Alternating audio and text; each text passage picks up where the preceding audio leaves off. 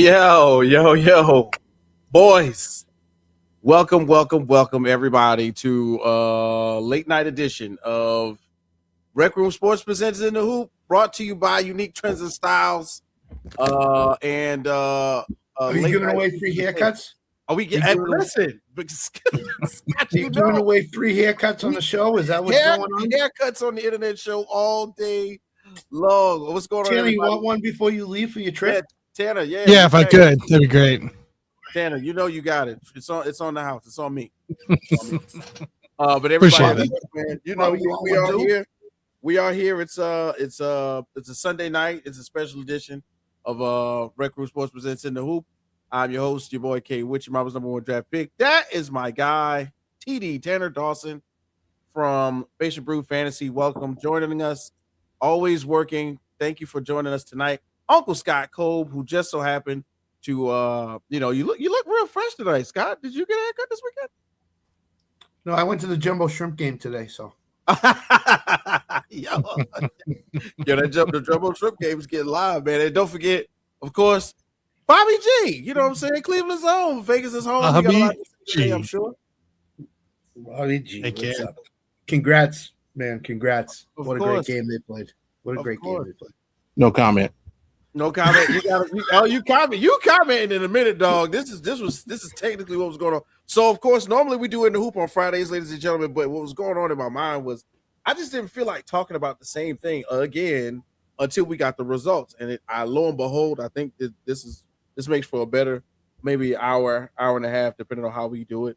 And we could just go ahead and get right into it. So of course, earlier tonight, not too long ago, Game 7 took place between the Detroit Pistons and the Cleveland Cavaliers, and it was a rout, if you will, unexpected exhibition of skill, prowess, things in which we never really see coming from away teams in this Eastern Conference playoffs. Where last game the Pistons beat the Cavaliers almost by 21 or 22, if I'm not mistaken. This time the tables were turned in Detroit as the Cavaliers took home the W in Game 7 by a total of 125-94. This is I personally could not have predicted this. I didn't see this happening in this fashion. I saw a win. I did. If you would have asked me, I would have told you the Cavs would probably get this one. But by this many? What is this? 31? Something like that? Yeah, 30, 31. 125-94, yeah, 31. Yeah, I couldn't have seen that, dog. I'm sorry. So just to start it off, man, Tanner's joining us tonight. Tanner, man, your vision for what took place as far as we see the Cavs and Detroit game. What you thought? Flag on the play. I thought you wanted to close it out, bro. You want to go first? You want to go first? You want to go? That's a violation. I'm sorry. Excuse me, ladies and gentlemen. If unnecessary roughness against the host, 15-yard penalty. As you may or may not know, our guy Bobby G, a Cleveland native, has been speaking on the way that the Cleveland Cavaliers has been playing since the beginning of the playoffs. Coming into this round, he thought that the addition of James Harden would be proven to be the X factor. Was he right? Was he wrong? How do you feel, Bobby G? Go ahead and tell the people. I didn't give you the whole screen, bro. I might as well. No. Keep it like this. Fine. I hate the whole screen. But no, this was pretty simple. And I'm with you. I thought we would win the game. I'm not gonna sit here and blow. I thought we blow them out. I did not, but I thought we win the game. But watching this game, the explanation is so simple. Friday night, you saw a team playing like their season was on the line, and you saw a team playing like they knew they had another game. Tonight, you saw two teams playing like their season was on the line, and you just saw the better team win. That's it. Had the Cavs season been on the line Friday, it would have played out exactly this way. But first, shout out to the Pistons. They had a hell of a season. Shout out to Kay Cunningham, bigger staff. Jalen Duren on his tremendous season. But the thing that we didn't learn anything about the Pistons. The question you had about this game was the question you had all season. Who's going to score the basketball? Mm-hmm. Mm-hmm. Like we talk about the game being a 31-point victory. The Cavs starters outscored the Pistons starters 88-47. Gee. Yeah. That's a 41. That's a 41-point difference in its own. Yeah. So even if you take all of the starters away, we still win by double digits. So the offseason plan for the Pistons is simple. This roster will be reconstructed. They'll get some scores in, and going forward, the Detroit Pistons is going to be a scary, scary basketball team. Mm-hmm. But tonight, they got outworked, which is what they had on all season. And it's one of those things, like you hear these cliche sayings all the time that we tell each other and say to each other, like one being hard work beats talent when talent doesn't work hard. Tonight, the talent worked hard, and the hard work just wasn't enough. Like, it's just that simple. Like, Mobley and Allen outworked Duran and Stewart. Harden, even though he didn't have a great shooting night, 6 assists, 1 turnover.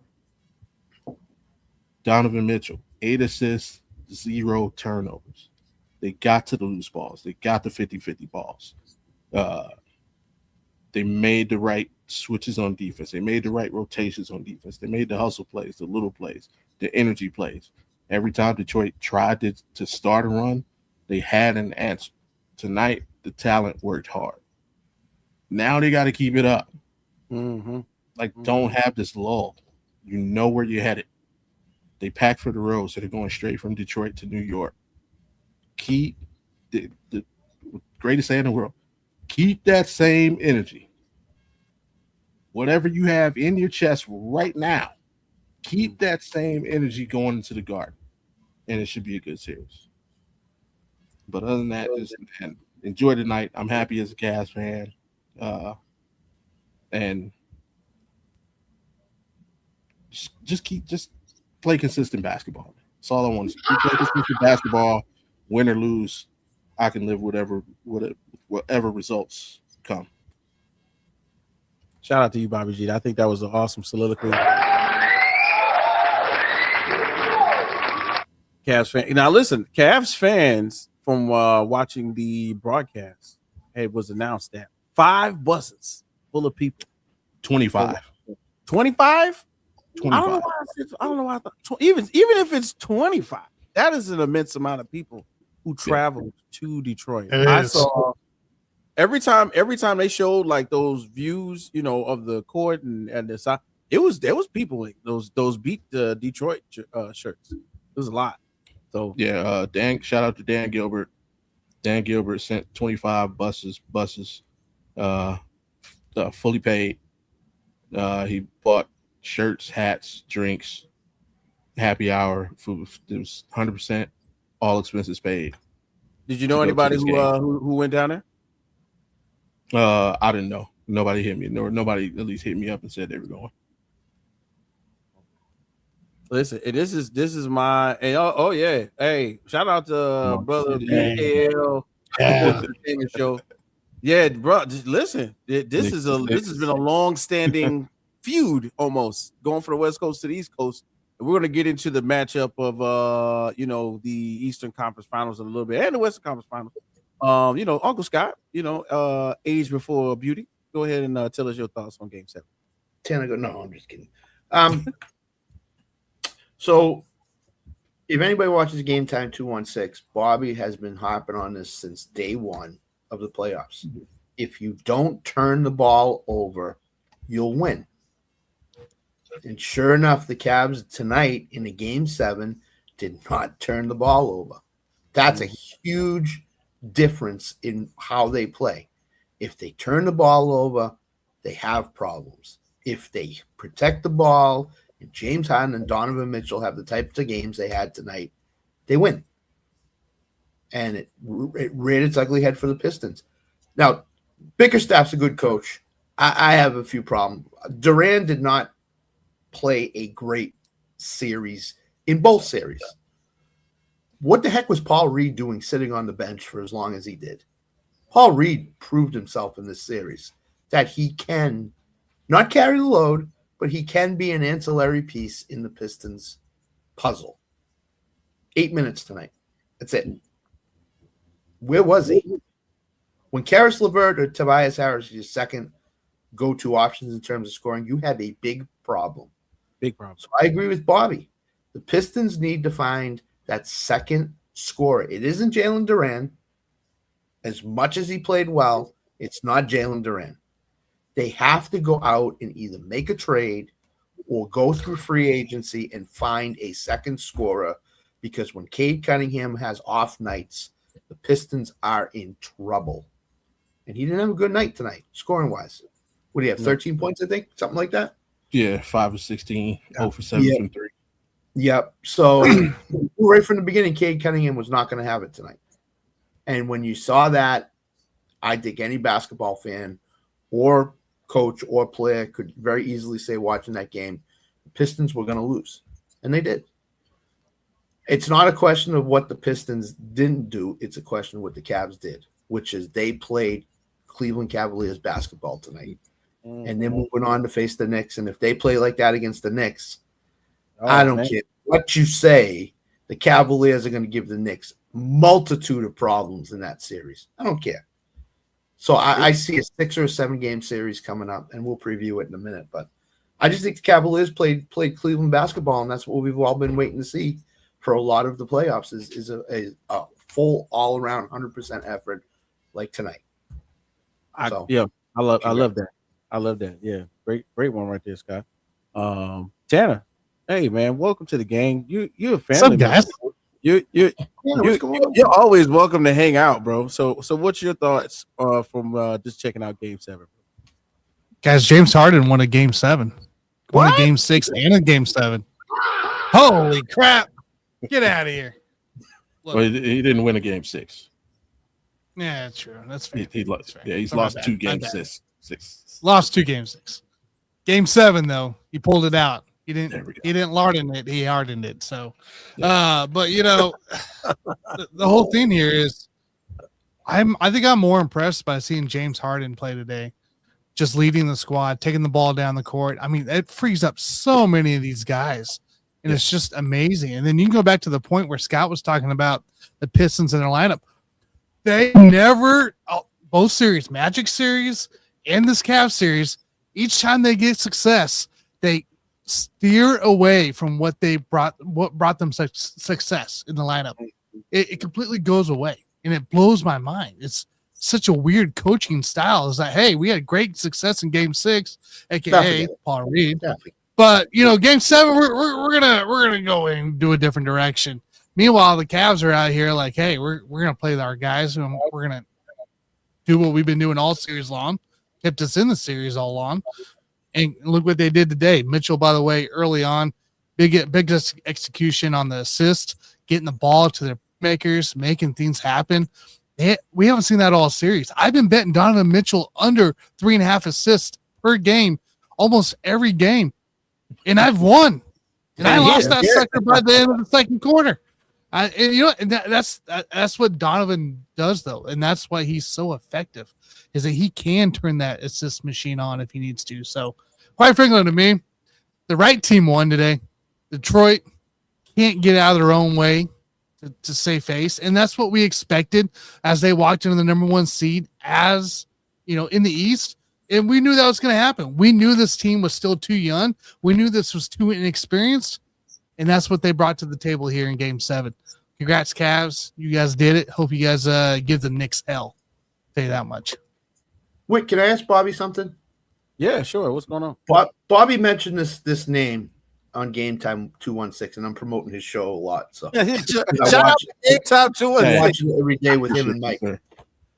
What is your? I'm impressed with Dennis Jenkins. I think he performed in this series, and you mentioned his name that he's done this to Cleveland all year long. As a Cavs fan, what are your impressions of him? He's a great role player.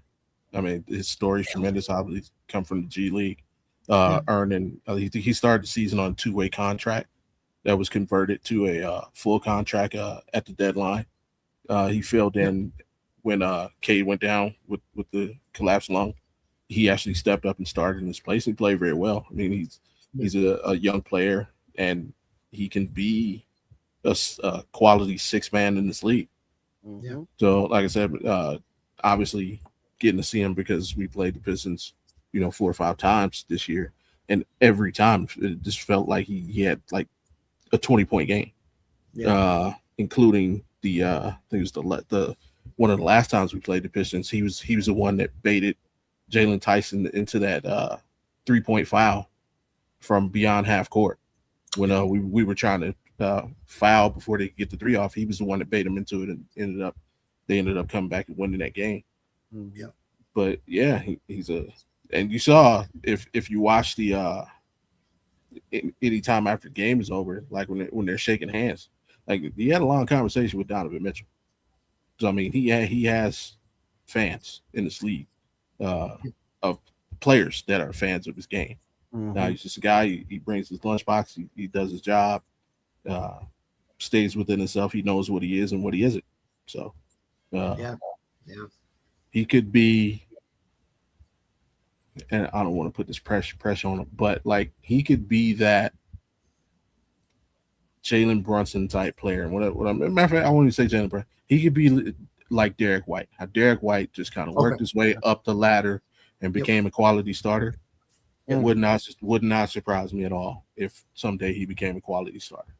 Well, I like that. That was a good comp though. Like Jalen Brunson in the Mavs uniform. Yeah, exactly. Nobody expected a lot from Brunson coming into the league, but he worked his way into what he became. And I say I don't want to put that because Jalen Brunson's now a star in this league, but right. Yeah, he could be Derek White. And my thing was just from checking the game out from tip off and everything. I'm visually, if I look, and this is what I'm gonna tell you, right? I look at the numbers, and Tanner kind of stole a little bit of what I was going with my thought process. If we compare this is 5, 10, 15 assists by starters to Detroit, right?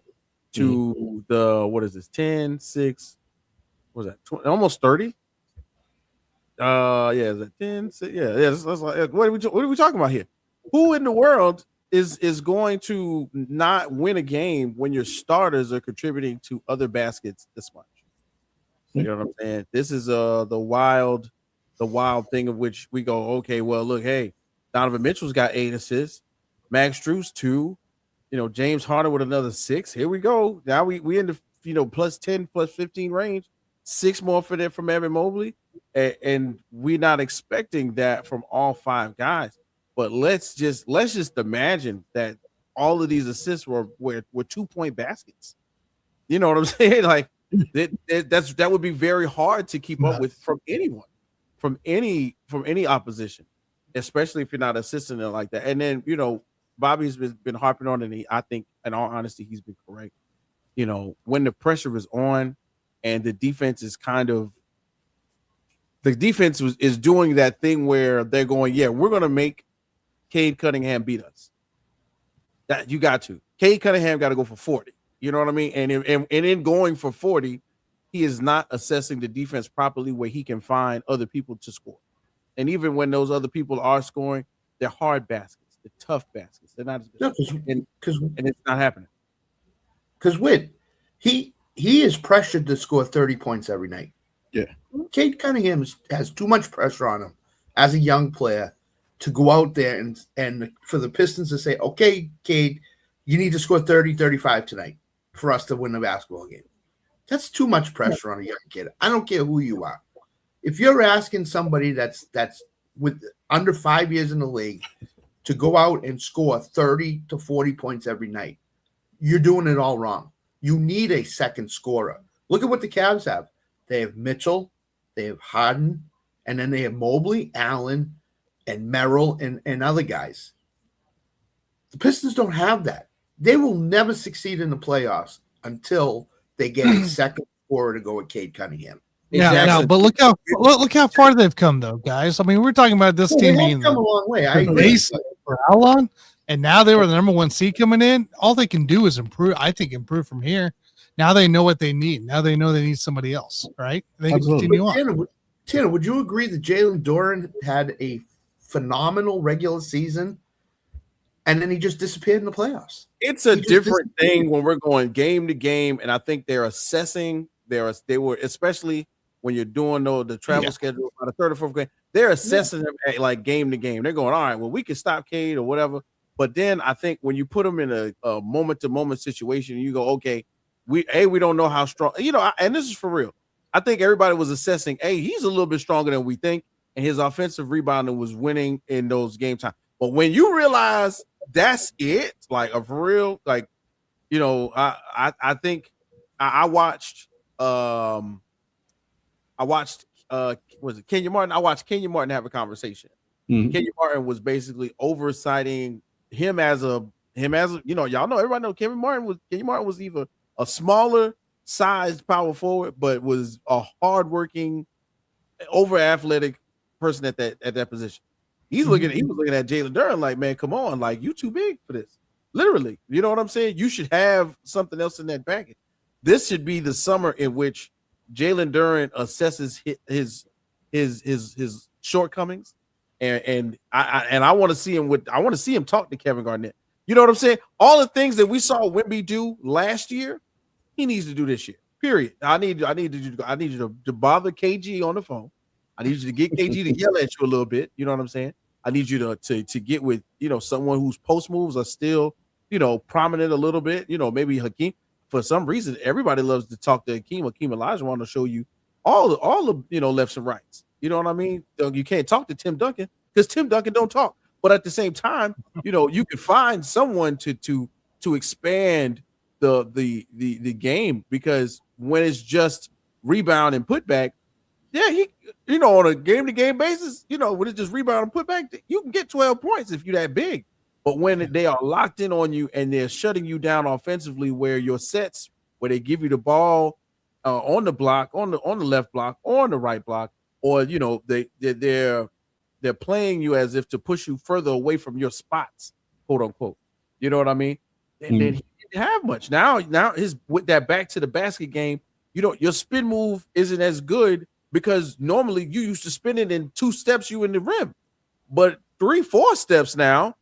And then somebody coming in from help side to defend against you, it was stopping him every time. And he would get fouled. He's not the best foul shooter. There were a lot of things. And I saw a comment earlier that we put up there, like, what's going on with Tobias Harris? In all honesty, I don't know, because he's not a second scorer. Cold world, Tobias Harris was cold out here today. I am used to Tobias Harris being a better scorer, but when it comes to these moments, it sucks, because I think he does so well, and then the lights are on and a game 7, and he doesn't come through like you want him to. This is what happened in the 76ers uniform. You know what I'm saying? Joel Embiid was hobbled. They were like, well, don't worry, we got Tobias Harris. We can get some more points. No, you can't. Tobias Harris is not a second scorer on the team. No, he can't. He's not second. No, can't. I'll give you a comp with Duren. Jalen Duren and Angel Reese. Great rebounders who are limited on the offensive end of the game. See? And somebody else in that aspect, nothing else. No, just rebounded. Yeah, they can. Great rebounders. Yeah, limited offensive capabilities for a team. Yeah. For his size, awesome rebound. For his size, 6'10", 6'11" with that 7'2" wingspan. I really get it. And then at the same time, he comes in at close to 240. You know what I'm saying? He's a big guy to be in the paint. But once again, he doesn't have, like, okay, so for example, an older player or for a player from the past who, although big, wasn't as athletic, but had a game in which even if you push him out of his spots, he could still work. Zach Randolph had that game where, okay, I'm not close to the basket, but I can turn and face, I can up fake you, I can get 2 dribbles left and then hit a jumper. He needs something like that. I mean, that is what you need, because when they lock in on you and they pushing you away from the basket, he doesn't. I'm not saying he can't develop the handle to get to the basket. He can, but that's Zach not where was a beast, though, man. Zach was different. But just Zach was an offensive player as well. Okay. Yes, Duren's not. But Zach had somebody range, else is kind of Jordan getting a doesn't have pass. range. Yeah. Yeah. Somebody else is getting a pass because of how bad Duran played. Sir Thompson needs to shoot 1,000 jump shots a day. Oh yeah, no, Because They there were a lot of twins. They both possessions got the where he same got the problem. ball and guys just turned and looked at him. No closeout, no nothing. Just go There's ahead. no shoot. respect to his jump Yeah. shot. Listen, the funny story is the interview that Amen did, that I got a clip of. He was like, "Yeah, man, my brother made a joke about me, like I need to get in the gym. I'm hanging with KD too much. Well, he need to get in the gym and shoot." I was like, "Oh, okay." I was like, "Well, they are brothers. They do look alike. One does know. So maybe that's really the Yeah. truth." I mean, defense is only going to keep you on the court for so long. Yeah, for sure. Can Even I Tony bring Allen. up- Tony Can I Allen had. bring up another topic on this game? What's that? Adam Silva, bad job. Game 7 on Amazon Prime. I know Amazon Prime is okay, Mhm. but bad job by the NBA. Game 7 should be on ESPN, ABC, NBC, one of those three. You realize, Scott, though, they're making more money off of Amazon I get Prime, it. Netflix, I and get all it. this. Yeah, It's not about convenience anymore. it's about the We're bread. making money. We're Bad making money. job by Adam Silva. Bad job. Hey, NFL's not far behind. Don't worry. NFL. Listen, I could give them $100. I could give them a couple $100 to put it on NBC, ABC, or ESPN. Come on, if that's the case. I mean, the Game 7. I understand you're getting all this money from Amazon, but still, it's like I feel it. I feel I mean, it. hey, I know. they got to step their broadcast up, man. And I'm gonna say this. ABC's So, been the same for years. It's getting boring. I semi like the logistics of like when you watch the Prime basketball set and they all in like a big studio and it looks all elaborate. I like that. Yeah. That. But of course you can't beat the man. You gotta beat the man. And that's literally Kenny, Shaq, EJ, Charles. Started all. ESPN's killed them too. That's the other thing. Oh yeah, ESPN. Oh yeah, ESPN put the handcuffs on for the beginning of the season, but they letting them fly now. That's been from production stand. Like Prime's got it where you can look at it like 2K, where you got the stats above the guys' heads on the court. Even Peacock's got the little in-game cards. Little cards you can play along. Mm-hmm. Pick guys like a bingo card. Apple TV has the same thing. Yeah. Like all these streaming sites give you more than what you get on Hulu. I get it. No question. It's just when you're like, oh man, it's NBA playoffs. Yeah. You're like, just pop on my Hulu, go down my channels, and where the hell is it? So Listen, when you're 82 years old like me, and you're used to seeing it on ABC or NBC or whatever, and it's not there, and you're going, where the heck is it? Because when I turn on NBC, I see the Padres Mariners game. I'm like, what the heck is going on? And then I look and it's Amazon Prime. I'm like, oh, jeez. Yeah, on Peacock they had I thought it was on Peacock. Peacock had the WNBA on half of the day, so I was like, God, dog, where it was on. And then as soon as you said it, I was like, yep, it's on Prime. Never mind. Yep.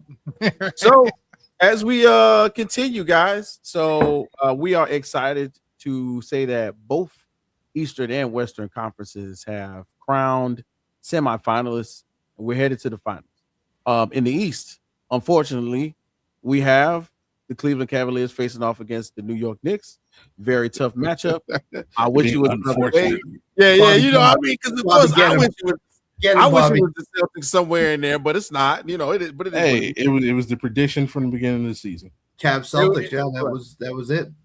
So let's start off on the other side then. But on the West, unfortunately, our brother Allen is not here today. He's got some overtime to get ready for. So big shout out to Mr. Alan Perales not joining us. But we got the Oklahoma City Thunder versus the San Antonio Spurs, man. And to be real with you guys, I'm really like, is this one of the best Western Conference matchups that we've had in a long time? I feel like this is about to be like Lakers Kings type of matchup. You know what I mean? That's where I was going. I really feel, I like Denver OKC. I think when we were beginning to realize that Oklahoma City was next, I thought that they had some tough battles, right? But this is about to be like every year when we see a version of San Antonio and a version of Oklahoma City. So let's go ahead and preview that first. We're going to go ahead and put the boxes up. And Uncle Scott, man, you landed in the middle, so go ahead and tell us what you want to do about the Spurs and OKC. Spurs were 3-1 against OKC in the regular season. Oh, wait, and you can't forget, 2-time in a row, Shai Gilgeous-Alexander was pretty much crowned MVP today. Yeah, which I think we all knew was going to happen. To be honest, I knew it was going to happen. Wemby just didn't have it down the stretch a couple of games to offset what SGA did. But Spurs went 3-1 regular season, so they gave him problems. But this is a different animal. This is the Western Conference Finals. This is OKC. I think this is what they wanted. Wanted to see San Antonio in this spot. And I think you're going to get the best of what OKC has to do on the basketball court. Alan said Jalen Williams is coming back for this series, which I think elevates OKC even a little bit more in terms of personnel on the floor, what they have. They have a great defender in Cason Wallace who comes off the bench. He could be big in this series. But I think you got to look at SGA first and how many times he gets to the free throw line and what he does on the court to defenses. And he breaks defenses down and he can get to the basket or he can hit a jump shot. So I think it's going to be a long series. I don't think it's going to be anything less than 6 games because I think San Antonio can have success in the series, but you just got to go with the champs till they show you that you can't go with them again. So I think OKC wins it in 6 games, and I think it's going to be a high-scoring series too. I can't see both teams stopping either team on offense. So I look for Stephon Castle, De'Aaron Fox, and Wemby on one side, and SGA, and I think Chet Holmgren's going to have a good series, and Dorton Williams, that combination, one of those 2 guys to step up. So I look for a high-scoring series, but I think OKC wins in 6. Wow. Okay. OKC in 6. Bobby G, man. You've been rocking with us as we've been dealing with Alan and his wild predictions as of late. So your thoughts on the Western Conference Finals, bro? Scott, I think it's gonna be a good series. Obviously, the Spurs have given the Thunder problems all season. From the beginning, I've picked the Thunder, and I think I'm gonna have to wilt. I'm gonna take the Spurs in 6 games. Ooh, I like it. They're the deepest team in the NBA. Mm-hmm. Like 1 through 12, they're the deepest team in the NBA. They're playing good basketball. Not only are they playing good basketball, they're playing confident basketball, and they believe that if Victor Wembanyama is on the court, they can beat anybody. Mm-hmm. Oh no! And the problem with that is, it's kind of true. Yeah, hey, put him on the court, Yeah, they've only lost when he's been concussed or ejected. Thrown out. Yeah. And other than that, when he's been on the court, they've won basketball games. So right. Yeah. But to me, the series really hinges on Jalen Williams. Like, he's supposed to come back, but how quickly can he get into a rhythm? How effective is he going to be? Because he's going to have to work. He's going to have to work both ends of the court. He's going to have to guard Stephon Castle. He's going to have to guard Dylan Harper. Both guys playing great. SGA is going to have to work in this series. He's actually going to have to guard because De'Aaron Fox has been playing well the last few games. Looked like he's finally taken that lead step as saying, hey, I'm the second guy. Off the bench, Keldon Johnson and Vassell, but too many headaches. It's too many headaches, and unfortunately, I think the Thunder have kind of met their match. And I agree with both you guys. This could be the Lakers Kings, the Lakers Spurs for the next 4 or 5 seasons. We just, whenever they meet in the playoffs, whether it's second round or the conference finals, whoever wins that series is going to the finals. It could be that, but this year, I'm gonna go with the Spurs, and I think the NBA did a disservice. I think they pissed Wemby off by announcing that SGA's the MVP right before game one because right before game one. Yeah. when Wemby's gonna take that person. He's gonna come out and try and have a 40 and 15 and 19 game with 13 blocks. So, yeah, I was just about to say. 10 man. Yeah, you do the numbers, man. What are you thinking?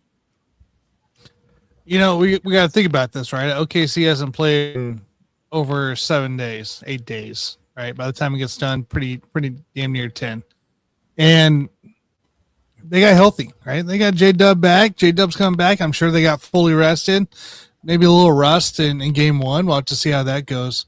But the thing that they needed the most was not for Vassell and Castle to blow up in final game. They did not need that. They did not need Wemby to be the third scorer on the team in that final game the other day. They did not need any of that because now that's momentum. Now you don't have to rely on Wemby. Now you have guys that can score. That's the difference between the Thunder and the Spurs, I believe, is yes, the Thunder have all this talent. Don't get me wrong. They're freaking loaded. They can play defense like no other. But they don't necessarily have the guys that can keep up and score versus the Spurs right now. Spurs are on fire. Spurs can have any one of those guys go off at any point. And I'm with Bobby. I got Spurs taking the lead here and heading to the finals here. I do. I just don't see it. I just don't see the Thunder coming away with it, sitting out for 8, 9, 10 days now, and the Spurs having all this momentum, especially after the blowout win they had the other night. It just doesn't go that way for me. So, it's gonna be a heck of a series. It's gonna be great. I mean, this is exactly what we all wanted. Spurs have, recall it now. Keep me incorrect here, but Spurs own the series this year, right? Yeah, 3 games to 1. 3 games to 1. And I'm pretty sure Chet was nowhere to be seen in those games. So they didn't have Hartenstein though. They didn't have Hartenstein for 2 of them. They didn't have Hartenstein. Okay, so that was the thing. So yeah, hey, I'm in. I already got my bet set here, ready to go. It's very small. It's only a couple bets here for tomorrow night, and let's get to game one. I think what you're seeing here is what your young teams that are going to be here for a while, just like you guys already talked about. So I'm excited. I'm excited for this series. Tanner, can I before you go? Can I interest you in a Wemby triple double tomorrow night? I'm not. No, you cannot interest me in a Wemby triple double. Plus 5,500. No, I'm okay. It'll be a mess around, Scott. It'll be a triple double. It'll be like points, rebounds, and blocks. He did that in game one against Minnesota. Now, Scott, if you were talking Joker, that would be a whole different series. But I don't think. Oh no, doubt it wouldn't be plus 5,500. It'd be like plus 300. Yeah. I mean, I agree with Tanner. I think what the Spurs are going to do tomorrow night is feed Wemby and just feed him and feed him and feed him and feed him. I don't think they necessarily have to. Yeah, but I think because the MVP stuff, they could. Yeah, I think because the MVP stuff, they're going to say to Oklahoma City, "Okay, he's the MVP, but guess what? Watch what Wemby does tomorrow night." Watch, yeah. I'm with you. I'm at least game one, and I'll say this. So every once in a while, everybody here probably has, everybody has someone who they don't know is paying attention when we do these shows. You know what I'm saying? Someone that, hey, I caught your show and I watched it and I saw this and I heard that, whatever.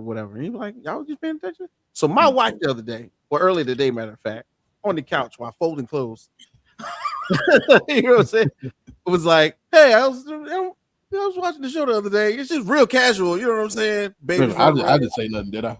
No. Just I wasn't on it, was I? No, you were there. You were there. Yeah, you were there. Oh, I was there. Okay. Like somebody said on the show that nobody can stop Victor Wembanyama but Victor Wembanyama. And I said, damn, babe, you know what? You might. I forgot who said that, but yeah, that is just about true. For me, I really, we already said it, man. This is going to be one of those from Lakers, Spurs, Lakers, Sacramento Kings. When it was the Golden State Warriors, it really didn't matter when it was Golden State. Golden State just pretty much put everybody on. But it's really interesting to see this young Spurs team. I really don't feel. I feel like we don't really understand how deep this. Like I think we've seen a lot of OKC, and we get an idea of how Sam Presti and all the drafting and they set up for years and they got 17 picks in the first round. And then we got Allen, so we've heard about it so much that we're kind of drowning in information about the Oklahoma City Thunder. But then the Spurs come, and it's like a hockey lineup. Like, who is this guy? Who's this light-skinned guy with braids? He's just dunking on people. Don't know his name, but he's playing really well. You know what I'm saying? Come out. We got we got other people's sons playing. I'm like, whose son is this again? That's his son. You know what I'm saying? We got Ron Harper's son out there. Ron Harper had the speech impediment, so he got two sons. We didn't even know. I am literally watching the game, going, this is what we need though. And then to say, okay, so for let's say us to go ahead and call the Spurs, of course we're worried about Victor Wembanyama. We know that. We see that. That's who the guy is. This is who's gonna be putting on when he's not in the game. But what's gonna happen when he's out of the game, right? Luke Cornett has been playing really freaking well. I don't know if y'all been paying attention. I'm so mad we let go of Luke Cornett. Where did he come from? Straight, come on. You know what's up. We could have, we could have left Cater wherever Cater was at if we had Luke Cornett playing like this. Okay, Luke Cornett has been the best bench center in the league. All right, and then when they put them out there together, and they got the Twin Tower thing going. It's very much big man to big man. It doesn't matter who gets the ball. One of them is going to either score or rebound. So it's really hard for me to imagine, seeing the lineups, looking at, Keldon Johnson coming off the bench, Luke Cornett coming off the bench, possibly Kelly Olynyk off the bench, Devin Vassell coming off the bench, Dylan Harper coming off the bench. All these guys, Carter Bryant, all these guys ready to go to step into a role that they're not necessarily, I feel like they don't know any better. So they're just going out there to do it. They got Uncle Harrison Barnes out there. He's an older cat, but he's a grizzled vet. This looks like us putting the Spurs in position to kind of, be ready to go.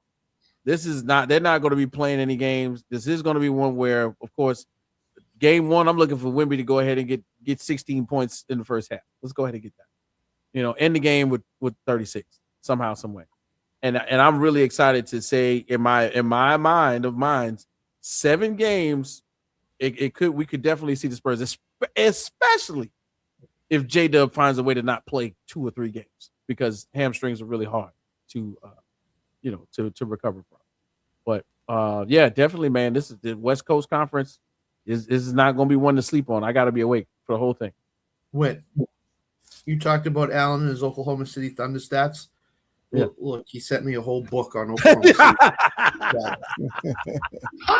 it in the mail. I just got it yesterday. It's inside. Look, if you check the back pages, there are middle school players that they're planning on drafting. That they already got scouted, dog. It's that freshman already recruited to Kentucky, and he's 16. Right. Yeah, they know. They 5-star baby dunking in crib right now.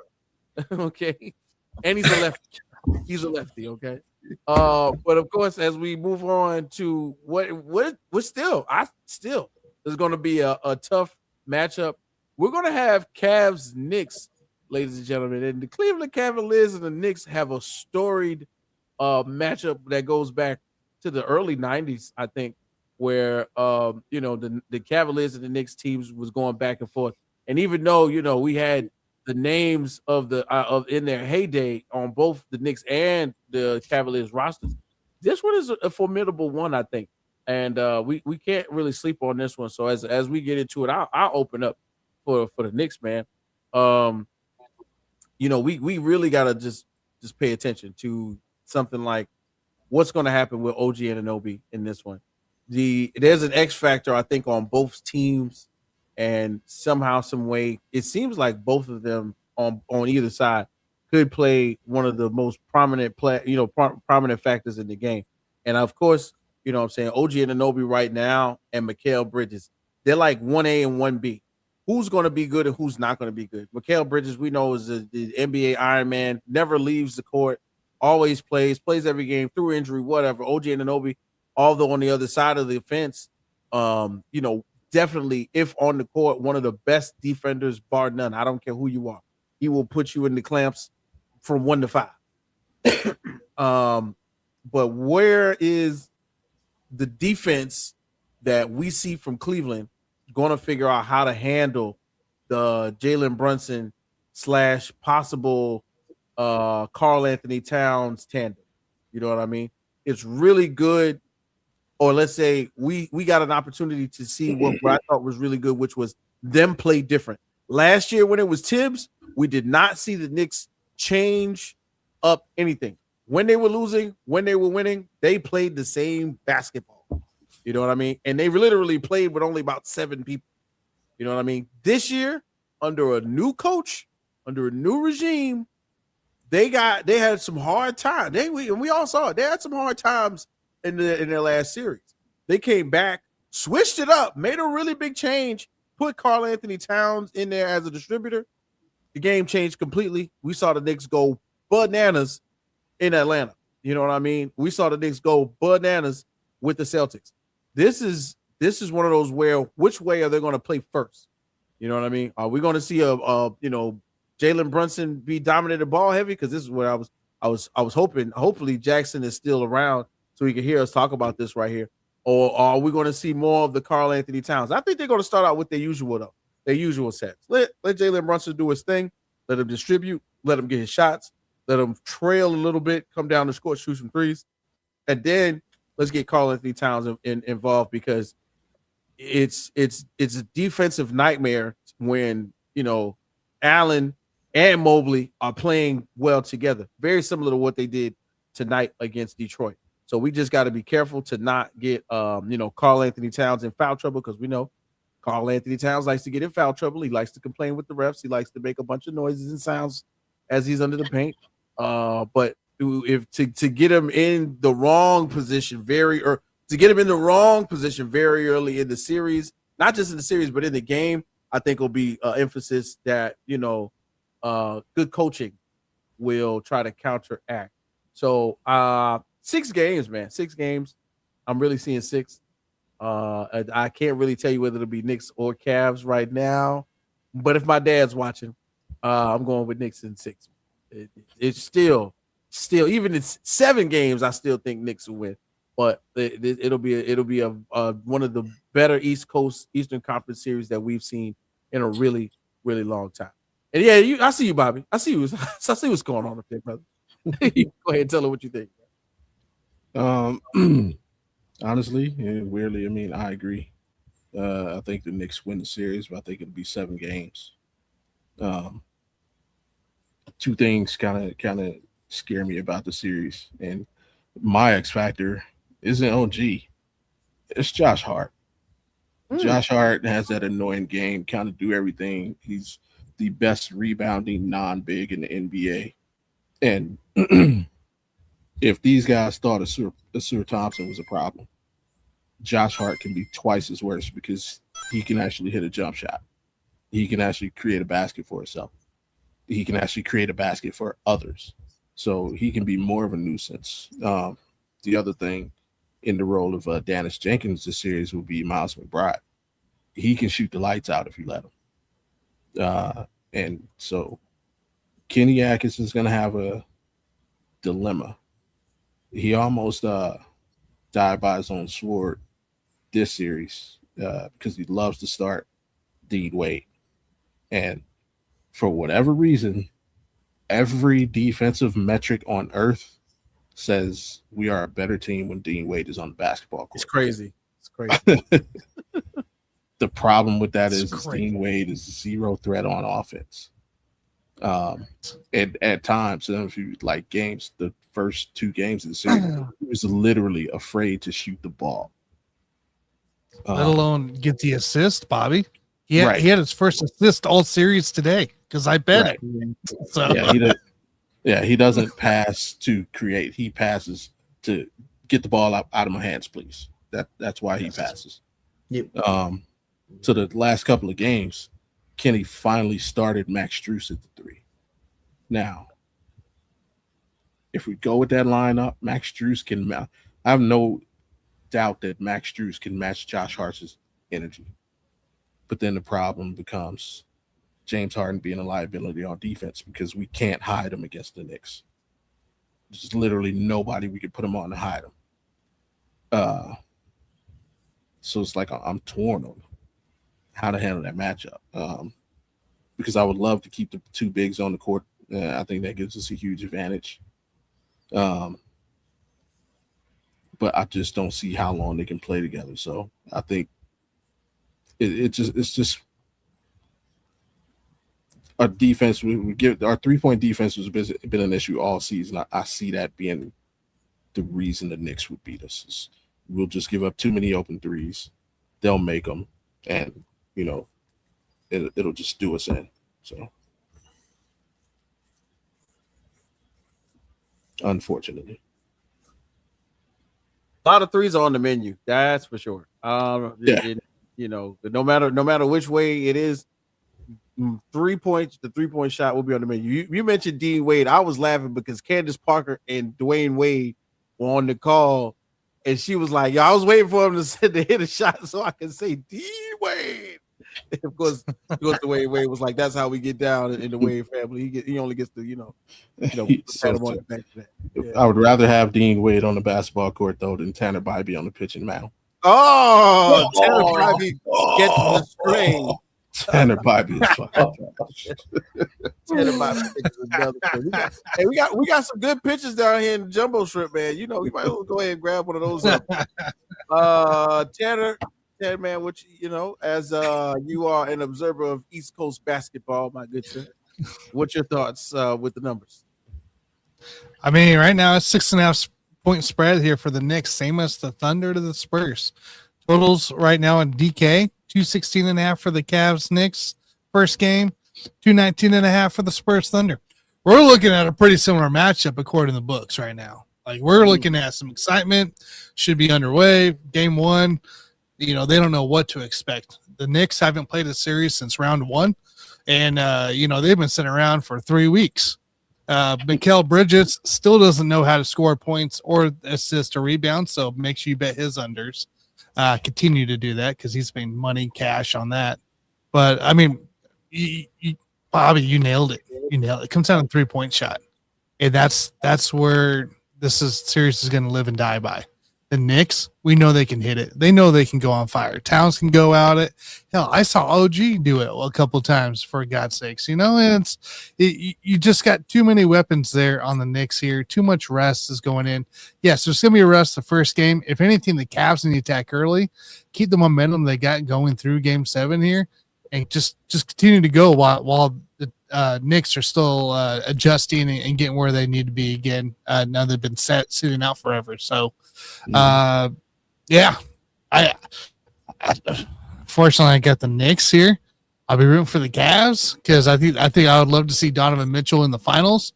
He'd be a very exciting finals kind of guy. He always has, or could have been, would have been. Hopefully he is now. But yeah, I think the Knicks might just have too much firepower where you don't have to rely on Mikal Bridges. You got Josh Hart, you got OG. Hopefully he's healthy there for New York. He sat out the last 2 games versus the Sixers. So, I mean, they got depth. And the only difference between the depth of the Cavs and the depth of the Knicks is the Knicks, like Bobby said, shoot the ball. And they'll keep shooting. So, Wade, I know what you're saying about Wade, typical disappointment of a Wildcat. So, that's just what it is when you get. So, but yep, I got Knicks here, and I'll keep watching on the lines here. But right now it's 6.5 for a point. I take Cavs first game. After that, stay tuned. Stay tuned. So, Gotcha. Scott, man, lock us in with good thoughts about the Eastern Conference Final matchup. So some say the Knicks haven't played a game since Game 5 against the Hawks because the Sixers they just ran through. That's what I'm saying, man. They ran through the Sixers and the fans took over Philadelphia. Yeah, in that series. And that wasn't even a series. There wasn't even games. I mean, the Knicks just laid waste. Here's what I think. I think the Knicks have not played a athletic team like the Cavs in the playoffs yet. The Cavs can be an athletic team. Mobley and Allen can give Cat problems with their athleticism, their length, and they can play defense. Yeah. Now, the Knicks, as you said, have reinvented themselves within the playoffs because Cat has now become a facilitator instead of a scorer. My key is 28. That's the number of points Brunson needs to have each game for the Knicks to win each game, is 28 at least. If he gets under 28, somebody else is going to have to step up and score in the 20s with him. I don't know if that's Cat with this new offense. Maybe it's Anunoby. I don't know. But the Cavs, this thing about rest against no rest is overblown in my mind. Yeah, I agree. These NBA players have done this all year long, played every other day, or so to speak, back-to-backs every other day. So the Cavs playing 7 games and the Knicks having that time, it's overblown. But the Cavs have to get game 1 against the Knicks. They have to. In the Garden? Huh? In the Garden? They have in to the get Garden. game 1. In the Garden. In the Garden. Take the Game game right 1. away. They need to win game 1 for them to make this series 6 or 7. And you know what? I think they can get game 1 because I don't think the Knicks shooting will be on. And I think the Cavs just came off the court. And if they have the same energy as Bobby said earlier, I think they can get game 1 and steal game 1. If the Cavs get game 1, the Cavs will win the game and win the series in 6 games. If they don't get game 1, the Knicks will win in 6. So that's what I think game 1 is paramount to the Cavs' success in this series. I do too. I think the Cavs can give the Knicks problems too. I think there are things that the Cavs can do that the Knicks can't combat. Yeah. And if Mitchell goes off in second halves like he did the last 2 games, Knicks could have some problems in the series. Cavs got size, like you said. They have size, which helps. Yeah. If they lose game 1, you might as well just sit Jared Allen for the rest of the series. Yeah. Because Right. no, I'm saying all he is going to hear is the lights are too bright. Yes. From what he said 2 years ago when we lost the Right. Knicks. That's all they will mentally take him out of the series if we lose game 1. But if he goes out and scores 23 and has like 8 rebounds and helps the Cavs get the win, if he's that third scorer, that'll go a long way for his confidence. He's absolutely. he's a confidence guy. Like if you get him rolling, you got him. Yeah. But if he can get into that quicksand easy. If one thing goes wrong, then he'll let another and another and another and another. Yeah. And I'm 100% with everybody on this one. It's from like I really and I'm saying this with all in all honesty, man. I would like to see James Harden do well, but James Harden against the pressure from the New York Knicks, when you stick, Josh Hart, you get switched on by Mikal Bridges, throw Jose Alvarado out there. Like this is gonna be a really good test for the Cleveland Cavaliers backcourt. And to be honest with you, the only real deficit I see is when you stick Trey McBride in there. And even he's gonna try, you know what I'm saying? But Trey McBride is gonna put effort out. But for real, and what happened is I think Atlanta kind of did it. Like they recognized it by game 2 or 3. Like, let's put Jalen Brunson in the blend. Every play is going to involve him getting screened on, or every play is going to involve his player, whoever he is guarding, getting the screen put on him so that we now get switched on to Jalen Brunson. And Jalen Brunson gets kind of recognized as the person that we pick on. That's the only thing I think that a lot of people key in when it comes to the Knicks, because 9 times out of 10, your starting point guard, your shooting guard is being guarded by Josh Hart and possibly OG Anunoby. But then they let somebody just wander around like a Dean Wade, right? Like a Dean Wade, and Jalen Brunson's guarding because they know that that's not the person they necessarily want to have the ball dealt to him on the perimeter. But then, Dean Wade, come over here, let's get the screen, because you know why? When the switch happens, I want Jalen Brunson in front of me so I can cook him. because I'm stronger, or I'm faster, or whatever. That is the big. That was the key to the Atlanta Falcons. Excuse me, the Atlanta Hawks getting some of them wings, and now I am interested in seeing if coaching plays a little bit, a little bit of gamesmanship, and they try to do the same thing with Jalen Brunson. But otherwise, I really think if the Knicks are healthy, because last year health turned the lights off on the Knicks. It ended Christmas, And then we got a chance to see the Pacers just move on, and then health affected the Pacers, But if the Cavs really push the switch on the matchup issues that they can create, 7 games is a minimum. You know what I'm saying? 7 games is the max at the same time, but I say 7 games is the minimum. I mean, Bobby, does Mitchell need to score 30 every game? Do you think? No. You don't think so?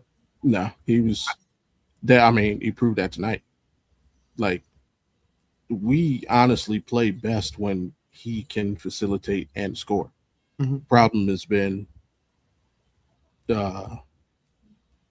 we've only been 100% healthy since March 15th. Yeah. This is when Max Strus came back. Like, our starting lineup played less than 20 games together combined. Our current starting lineup, post James Harden trade. So they're literally still learning each other. Right. And they kind of have worked under the thing of kind of let James Harden do his thing and we'll fit in around, when they should be doing the opposite. Like, when people were telling me about, you got James Harden, but he's no good. My whole thing has always been, we don't need him in the fourth quarter. Right. We need him in quarters 1 through 3, and then you let Donovan Mitchell do his thing in the fourth quarter. Right. And this is what you get. But Donovan also has to have the ability to facilitate, because he's not going to come out. As much as everybody in Cleveland wants him to just come out in the first half and just give you 20 right away, that's not his game. Yeah, it's not his game. Yeah, he likes to get other people involved, and then and see how the game is going, and then the second half, that's when he turns up. So, does he have to? No, because if tonight, if he can get Mobley going, if he can get Evan going, if he can get Strus, Merrill, all those guys going. You're at the mercy of whatever he wants to do, just like the Pistons were tonight, and that's scoring and facilitating. So, right. But I would say he needs at least 25. Again, it ain't like he can just give you 20 and 10. No, he's got at least a 25 and 6 type game. Yeah. I like that. Now, I'll tell you, I think he will. I think he will try and do it in game 1, though. He's going to try and come out and make a statement. I think so. Especially in the Garden. He's going to try and shoulder the load. You took the words out of my mouth, man. I think for real, game 1, some real Donovan Mitchell, James Harden, step back crossover shots is going to be had. But, But at the same time, I don't think it's going to be selfish, though. I think it's going to be because he's going to be trying to take the pressure off of everybody else. Again tonight, he had an amazing game. After the game, where'd that camera go? Straight to Jared Allen. So you're going back to New York. He's just going to try and take the pressure off of everybody else and put it on himself. Mm-hmm. Yeah, man. It's going to be some pressure because we all know Knicks Cavs is one of those tough matchups. I'm excited though to look forward to what we have going on as we move closer and closer to the NBA championship round. So let's just go ahead and lock in some predictions. So game 1, Western Conference, who we got, guys? I think San Antonio is going to win game 1. Yeah, I agree. I'll go Spurs. Yeah. Yeah, we'll lockstep in that one. We already know where Allen's vote's going with this one, but I really think, game 1, after the announcement that Wembanyama lost, he's going to go sacre bleu and and try and just go off and get a mean 32 piece. You know what I'm saying? So game one, Eastern Conference guys, in the Garden, the Mecca, with Tracy Morgan watching. Who we got for game one? I got the Cavs. I think Cavs are going to win game one. Go ahead, Tanner. I think the Cavs start hot, and but the Knicks win. I too believe that the Knicks will prevail on game one. Game one in the Garden. I think the Knicks are just, they'll figure it out very little bit. I think it'll be close. I don't think it'll be. No, it won't be no blowout. No, nothing to blow out. No, yeah. No. I think it'll be very close. I'm like so torn. I'm gonna say we ride the momentum train. Donovan Mitchell just got a huge monkey off his back. Finally got out of the second round. Mm-hmm. As a team, this whole Knicks New York thing has kind of been over our shoulders the last 2 years, over our heads the last 2 years. It's been a dark cloud over us. I think they get that monkey off their back too as a team. They take game one. I like overtime. Overtime. Yeah, there we go. Overtime. I like it. Well, let the hate flow through you. Well, guys, in real life, we did a solid hour. I'm with it completely. You want a quick bet on Cavs Knicks game one? Oh yeah, throw it out there, Uncle Scott. Throw it out there. First half under because I think Nick struggles shooting the basketball off of this long layoff. So I think first half under with Cavs Knicks is probably the way to go in game one. Most definitely, yeah. They're gonna, you gotta feel the rim, for the first couple shots. Yep. Dan Gilbert gonna spend the money to try and put together another Cavs takeover. Yeah, I hope the Cavs take over Madison Square Garden. I don't think it's gonna happen. I don't know. Madison Square Garden. I don't know if you want. I would absolutely love to see it. All those crazy New Yorkers going bing bong. I don't know if you want. I don't know if you take it to 25. Anyway, I wonder, what do you guys think a front row ticket costs for that game one? For a Knicks game? Oh, for the Knicks game. 20 at least. Yeah. $5,000 maybe? No, 10 I grand? think 20. Do you think 20 grand? Yeah. Was the Knicks haven't been to the conference finals since when? Weren't they in the conference finals last year against the Pacers? They went last year. Oh yeah. Yeah, they went last year against the Pacers. Yeah. Yes, but then before that it was early 2000s, I think. Yeah, I think 20 grand. Yeah. I would say 18. So yeah, right. 20. I'm now asking Gemini how much is going to pay 20 grand for Knicks versus Cavs game. I'm going to see what Gemini tells me. He's working on it right now, defining the parameters. Sometimes the computer just does dumb stuff. It's about to go, well, if you want to sit by Spike Lee. Next to Spike Lee, yeah. Yeah, if you want to sit next to the scoreboard.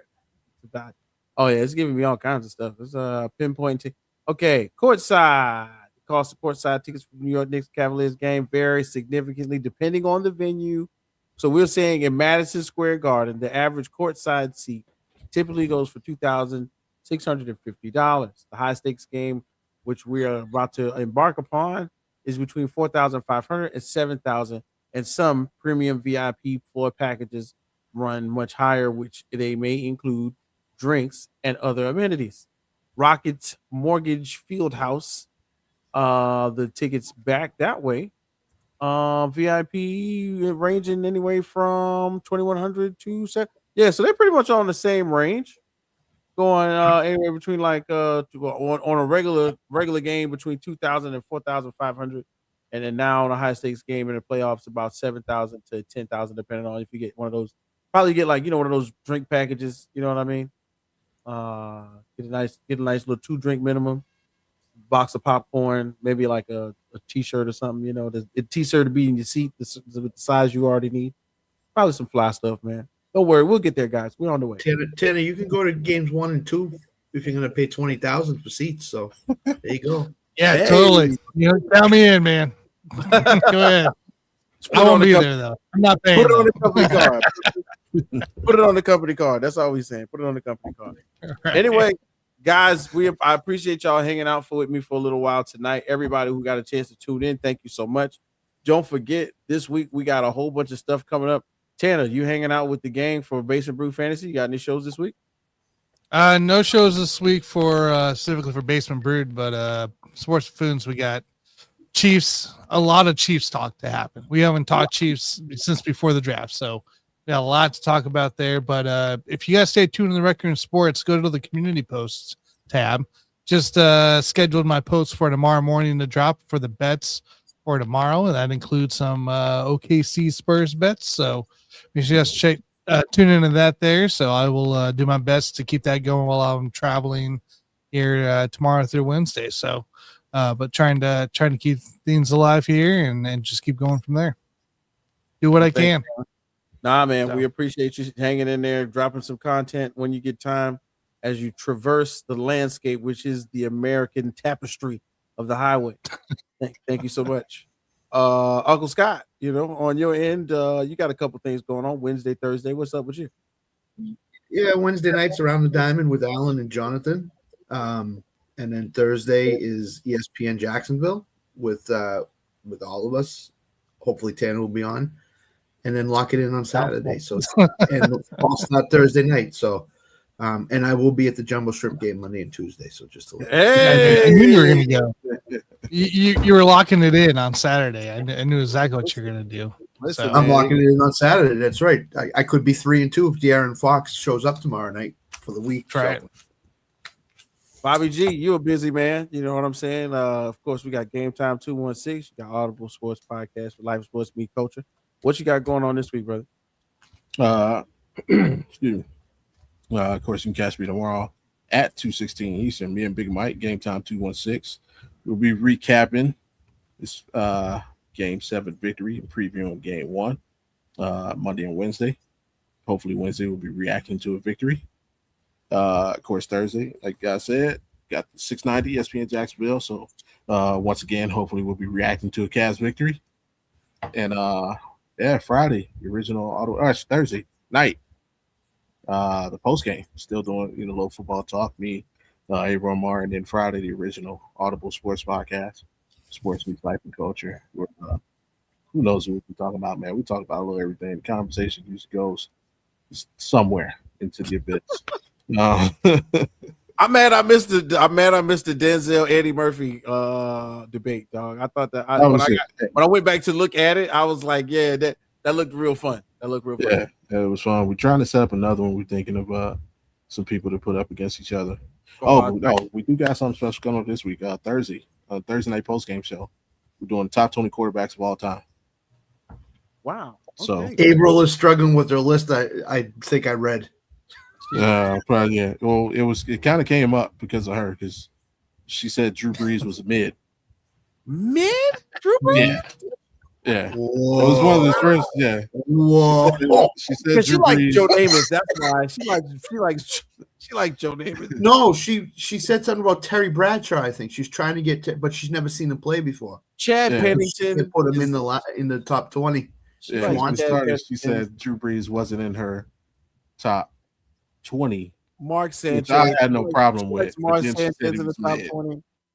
And I'm like, it's one thing for him to not be in your top 20, but mid? Come on. Wow. So, That's all I now- gotta say is wow. Yeah, we're doing official top 20 QBs of all time. So All right. And then like everybody else said, y'all know what's going on with me. So I'm gonna be checking in on the guys. Hey, Scott, I got somebody who's really interested in joining you guys on Wednesday to do around, maybe not this Wednesday to do around the diamond, but who's extremely interested. And it is Ethan eBay, who does, guess what he does? Produces the Jacksonville Jumbo Shrimp baseball. No, he's my hero. He He's is, my hero. he is extremely interested to join you guys on a Wednesday. I just got a text from him over the weekend. Okay. Because I was trying to see love when the next game, because we might not have went on if that game would have kept going another day. I know. hey, but tell him for real, I need one of them honey drippers fitted. Yo, Them joints are fire. they'll Wait, join. he needs to get us some merchandise for the show so we all could wear it on the show Thursday. I'm working on it. I'm working Seriously. on it. We honey dripper uniforms and hats. Oh, bro. I'm in. If he sends me some stuff, I'll wear it on the show. No problem. We doing it. We gonna find a way. And then of course Thursday. So last Thursday, if y'all didn't know, we were supposed to have an interview with Coach Jess Bogia, the brand new head coach of the Jacksonville Wave, and the front office team has been extremely gracious in my emails because there was so much going on. They had a sold out crowd on Friday. Unfortunately, they did not win their home opener, but they are looking forward to bounce back as they travel to Charlotte, and then from Charlotte, they will play in Savannah on Saturday. They are so excited to be joining us on Thursday in Charlotte live via StreamYard to have one of her first interviews with on the ESPN 690 network done with us. Awesome. So I'm excited to do that. And then I think one of the things I was going to tell y'all about is we're going to do a cash it or trash it of the schedule releases, top 5 schedule releases, whose schedule releases was fire, whose was not, and then so much more. You know what I'm saying? Conversation about Netflix and their MMA over the weekend. This Thursday, I think is going to be a big part of the conversation. And then we're giving tickets away. They asked me how many tickets I want to give away. I'm limited. How many can I do? Keep sending them. Yeah, I was like, how many can I do? I was like, we got 2 breaks. It's a break before the show, the break after the conversation. I could just be giving them away the whole time. So yeah, I'm gonna be giving away Jacksonville Waves tickets. One of the hottest tickets in Jacksonville right now. I'm understanding that they are extremely hard to come by, but they're at the ViStar Veteran Memorial Arena. They would. I've seen, and I'm talking about like I work at a branch of ViStar here in Jacksonville. I've just seen strangers walk in with Jacksonville Wave apparel. I was like, "Hey, did you go to the game?" Nah, but they brought me a T-shirt. Who went to the game? How did you get this shirt, sir? Who bought you the game? I don't know. I just got one. So yeah, the Jacksonville Waves taking over Jacksonville. I'm excited to do that. So please join us Thursday on ESPN 690, or if you are not in the Jacksonville area, right here on the Rec Room Sports plethora of channels. All you got to do is hit subscribe and hit the alert button so that when Tanner or Uncle Scott or myself or even Bobby G decides to put up one of those lives, you will be alerted. We appreciate you. Thanks for hanging out. And we'll be back. Don't forget, like, subscribe, and share. It's the boys from Rec Room Sports. Hang with the gang, and we'll be back. Peace out.